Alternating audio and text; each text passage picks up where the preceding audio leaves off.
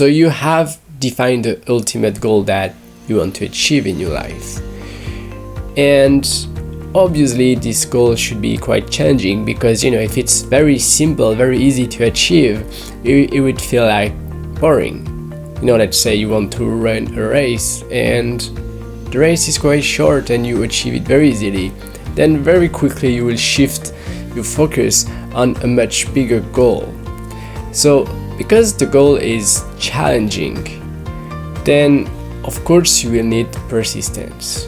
You will need to do trial and error and to try again and again and fail until finally you can achieve your goal. So persistence is key.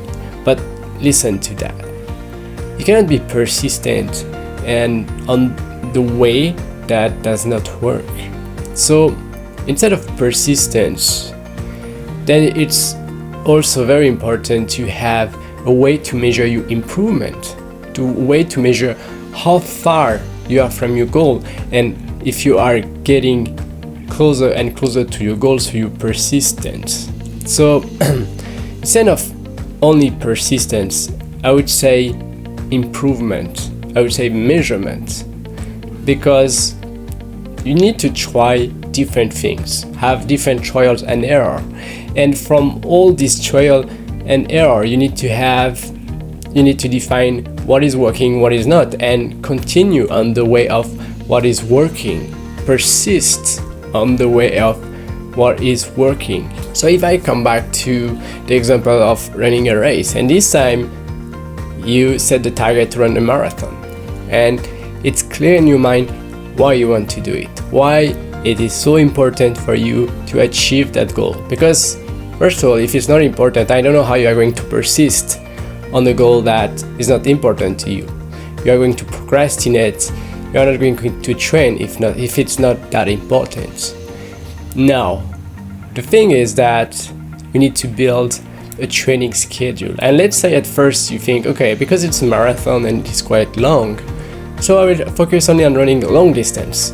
And you try at first and you cannot. You have not trained enough. You're not able to run that far, that long. So what do? You pivot. You change your strategy. And in this case, instead of running a long distance, let's say every week, you run twice a shorter distance. And you try it, and this time it feels better. And in this case, you can persist in doing that, and you measure your performance. How far do you run? How fast do you run? And once you feel better in this, if it feels even too easy for you, then you adapt. You run a longer distance because your goal is long distance. So you adapt.